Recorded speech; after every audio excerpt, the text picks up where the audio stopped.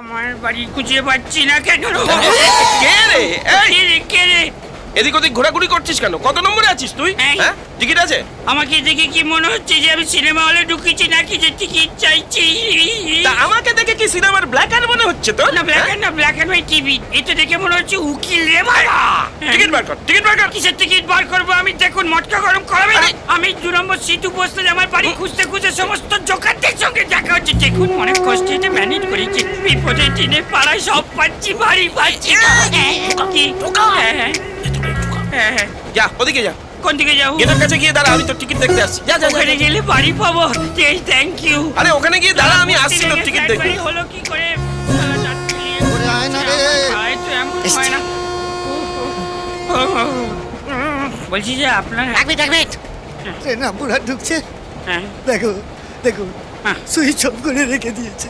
বলছি যে আপনার